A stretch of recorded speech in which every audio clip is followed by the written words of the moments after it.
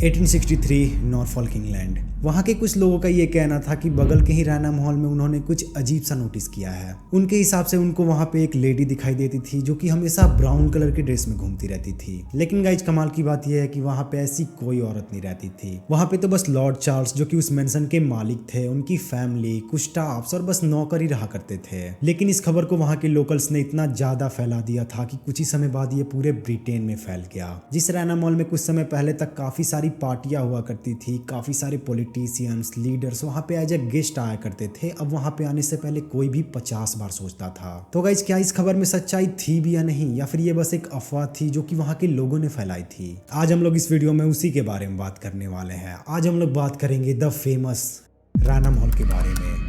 आज हम लोग देखेंगे कि कैसे एक फोटोग्राफर ने दुनिया का सबसे पहला क्लेम्ड फोटो खींचा जिसमें दुनिया ने सबसे पहली बार एक रियल स्पिरिट यानी एक रियल घोस्ट को देखा। लेकिन गाइस इससे पहले अगर आप हमारे चैनल पे नए हैं तो चैनल को सब्सक्राइब कर लेना, क्योंकि हम लोग ऐसे ही ढेर सारे कंटेंट इस चैनल पे रेगुलर लाने वाले हैं। और हाँ गाइस, इस वीडियो को अपने जैसे दोस्तों के साथ शेयर भी करना और कॉमेंट करके बताना यार कि आपको हमारा ये वीडियो कैसा लगा। तो चलिए गाइस, अगर आपने मेरी ये सारी बातें मान ली हैं तो अब वीडियो को स्टार्ट करते हैं।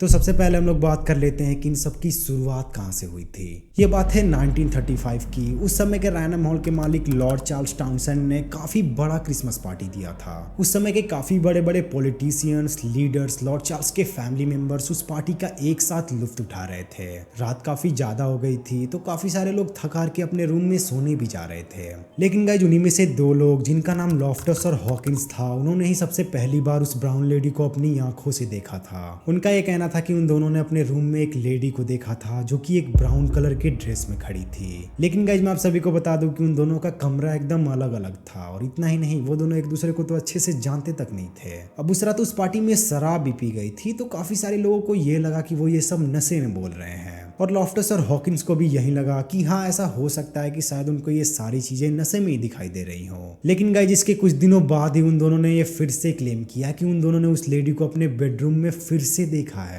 और इस बार तो उन दोनों ने उस लेडी का डिस्क्रिप्शन भी अच्छे से बताया। उनका ये कहना था कि वो लेडी फिर से वही ब्राउन ड्रेस में थी और वो दिखने में काफी ज्यादा खूबसूरत थी। उसका चेहरा एकदम चमक रहा था और उसकी आंखें एकदम डार्क थी। और गाइस इसके कुछ दिनों बाद ही एक और गेस्ट जिसका नाम लूसिया सी स्टोन था, उन्होंने भी ये क्लेम किया कि उन्होंने उस लेडी को वहां पे देखा है। अब गाइस लूसिया प्रिंस चार्ल्स के काफी ज्यादा करीब थी तो अब इस बात को सबको सीरियसली लेना ही पड़ा। और गाइस इसका खौफ इतना ज्यादा फैला कि कुछ ही समय बाद रैनम हॉल के आधे से ज्यादा स्टाफ ने रैनम हॉल को हमेशा के लिए छोड़ दिया। अब इन सारी चीज़ों को देखते हुए हमारे दिमाग में सबसे पहला सवाल तो यही आता है कि ऐसा भी तो हो सकता है कि वो सब मजाक कर रहे हो, या फिर ये लॉर्ड चार्ल्स के साथ कोई प्रैंक किया जा रहा हो। लेकिन गाइस इतना कुछ होने के बाद भी उनमें से कोई भी सामने नहीं आया, और इसका रिजल्ट ये हुआ कि आगे रैनम हॉल इतना ज़्यादा बदनाम हुआ कि अब वहाँ पे आने से पहले कोई भी 50 बार सोचता था। जिन सारे स्टाफ ने रैनम हॉल को छोड़ा था उनका भी यही कहना था कि हाँ उनको भी वहाँ पे काफ़ी अजीब फील होता था। हालांकि जब से उन्होंने उस ब्राउन लेडी के बारे में सुना था तब से वो और भी ज़्यादा डर गए थे। और गाइस ये सिलसिला काफी सालों तक चला। काफी सारे पैरानॉर्मल एक्सपर्ट्स को रैनम हॉल ने अपनी तरफ अट्रैक्ट भी किया। लेकिन गाइस इसके ठीक एक साल बाद कुछ ऐसा हुआ जिसने रैनम हॉल की पॉपुलैरिटी को आसमान तक पहुंचा दिया।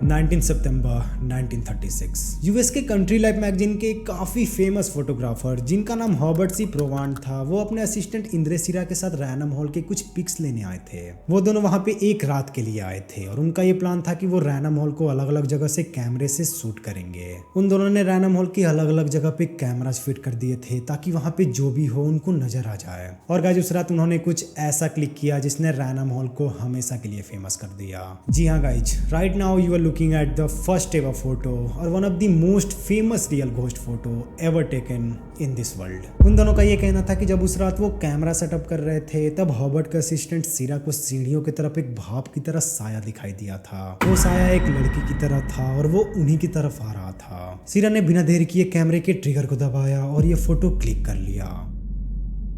तो गाइस आखिर इस फोटो में था कौन, ये स्पिरिट किसका था? एक बात तो कंफर्म था कि वो स्पिरिट एक लड़की की ही थी, लेकिन वो लड़की थी कौन? ये बात हमें पता चला लॉफ्टस, हॉकिंस, लूसिया, हर्बर्ट, सीरा और जिसने भी उस घोस्ट को देखा था उनके बताए गए सिमिलर डिस्क्रिप्शन से। और उनके बताए गए डिस्क्रिप्शन के हिसाब से वो स्पिरिट किसी और की नहीं बल्कि वो स्पिरिट थी लेडी डोरोथी वॉलपोल की, जो कि तब से 250 साल पहले उसी मेंशन में रहा करती थी और उनकी मौत भी काफी रहस्यमय तरीके से हुई थी।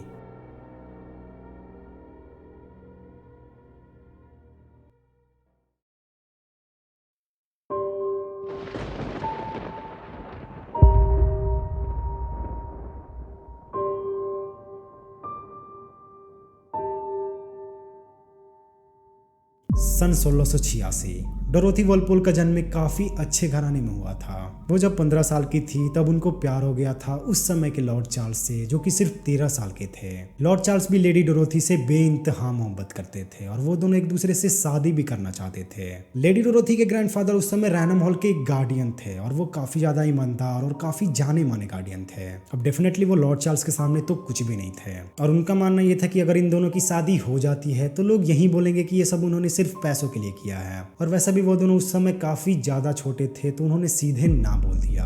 आगे 1713 में लॉर्ड चार्ल्स की पहली शादी हुई, लेकिन शादी के तुरंत बाद ही उनकी पहली बीवी की मौत हो गई और इसके कुछ वक्त बाद ही फाइनली लॉर्ड चार्ल्स ने लेडी डोरोथी से शादी कर लिया। शादी के कुछ वक्त बाद ही इन दोनों में झगड़ा भी शुरू हो गया था। ऐसा कहा जाता है कि लेडी डोरोथी का एक मर्द के साथ अफेयर चल रहा था और जब लॉर्ड चार्ल्स को इसके बारे में पता चला तब वो उनके साथ काफी बुरे तरीके से ट्रीट करने लगे। और एक दिन 29 मार्च 1726 को ये अचानक से खबर आती है कि लेडी डोरोथी की डेथ हो चुकी है और इसका रीजन दिया गया है स्मॉल पॉक्स। तो क्या लेडी डोरोथी की डेथ स्मॉल पॉक्स से ही हुई थी या फिर इसके पीछे कुछ और सच्चाई है? ऐसा कहा जाता है कि लॉर्ड चार्ल्स ने गुस्से में लेडी डोरोथी को खुद एक कमरे में बंद कर दिया था जहां पे उनकी तड़प तड़प के मौत हो गई थी। कुछ लोग तो ये भी बोलते हैं कि उनकी मौत सीढ़ियों से गिरने की वजह से हुई थी या फिर उनको वहां से किसी ने धक्का दिया था। अब चाहे उस रात जो भी हुआ हो, ये बात आज तक किसी को नहीं पता चला और लेडी डोरोथी की कहानी यहीं पे खत्म होती है।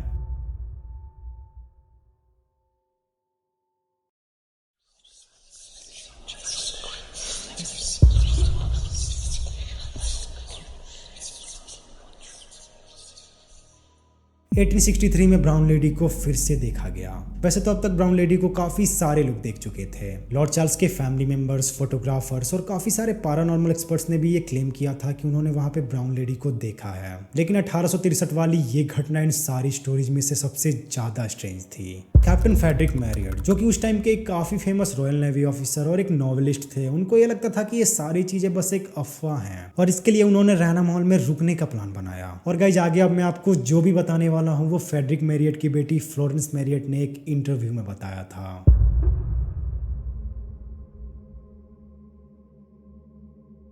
मेरे पिता ने सोने के लिए उसी रूम को चुना था जिसमें अक्सर ब्राउन लेडी को देखा जाता था। वो हर रात अपने तकिए के नीचे एक पिस्टल रख के सोते थे। शुरुआत के 2-3 दिन तो उन्हें कुछ भी नहीं दिखा, जिससे वो काफी ज्यादा फ्रस्ट्रेट हो गए थे।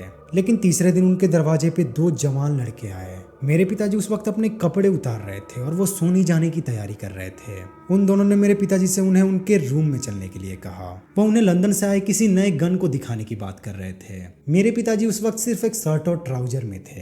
हालांकि काफी रात हो गई थी और सब लोग सो गए थे, तो मेरे पिताजी ने उन्हीं कपड़ों में वहां पे जाना सही समझा। अपना कमरा छोड़ते वक्त उन्होंने अपना पिस्टल अपने साथ ले लिया, जिसपे उन्होंने हंसते हुए कहा कि शायद वो लेडी उन्हें देखने को मिल जाए। उन दोनों के रूम पे पहुंचने के बाद उन्होंने अपना काम फिनिश किया और वापस अपने रूम की तरफ लौटने लगे। उन दोनों लड़कों ने उन्हें उनके रूम तक छोड़ने के लिए रिक्वेस्ट किया, जिसपे उन्होंने भी हंसते हुए यही कहा कि शायद वो लेडी उन्हें देखने को मिल जाए। जिसके बाद वो तीनों मेरे पिताजी के रूम की तरफ वापस लौटने लगे। बाहर का कॉरिडोर काफी ज्यादा लंबा था और वहां पे काफी ज्यादा अंधेरा भी था, लेकिन उन्होंने अभी तक आधा रास्ता ही तय किया था तभी सामने कॉरिडोर में एक लैंप उनकी तरफ आते हुए दिखाई दिया। उन दोनों लड़कों में से एक ने मेरे पिताजी के कान में फुसफुसाते हुए कहा कि कोई बात नहीं, ये जरूर नर्सरी देखने आने वाली औरतों में से कोई एक होगी। आगे कॉरिडोर में जो बेडरूम्स थे वो औरतों के थे और जैसा कि मैंने कहा था कि मेरे पिताजी बस एक शर्ट और ट्राउजर में थे, तो उनको वहां पे काफी अनकंफर्टेबल फील हो रहा था और इसलिए वो एक बगल के ही खाली रूम में जाके छिप गए और वो उस औरत के जाने का वेट करने लगे। मैंने मेरे पिताजी को उस पल के बारे में बताते हुए सुना है कि कैसे उन्होंने उस लेडी को अपने करीब आते हुए देखा था। जैसे ही वो लेडी उनके करीब आई, वो उसके दिखावे और पहनावे से समझ गए थे कि वो कोई आम लेडी तो बिल्कुल भी नहीं है, वो द ब्राउन लेडी ही थी। मेरे पिताजी की उंगली उनके बंदूक के ट्रिगर पे ही थी और वो उस लेडी से उसके बारे में पूछने ही वाले थे, तभी वो लेडी उनके पास आकर रुक गई। उसके हाथ में एक लैंप था और वो मेरे पिताजी की तरफ देख के काफ़ी अजीब तरीके से मुस्कुराई। मेरे पिताजी एक नेवी ऑफिसर थे, इसलिए वो बिल्कुल भी नहीं घबराए और वो गुस्से में उसकी तरफ टूट पड़े और उन्होंने अपना पिस्टल उसके चेहरे पे तान दिया। लेकिन जिस औरत को एक साथ 3 लोग देख रहे थे वो एक झटके में वहां से गायब हो गई। मेरे पिताजी ने जल्दी में एक गोली भी चला दी थी, जो गोली सामने वाले कॉरिडोर के एक दरवाजे में धंस गई। मेरे पिताजी उस पल को बताते हुए आज भी कांप जाते हैं और इसके बाद मेरे पिताजी ने दोबारा रैना मॉल की तरफ कभी मुड़ के नहीं देखा।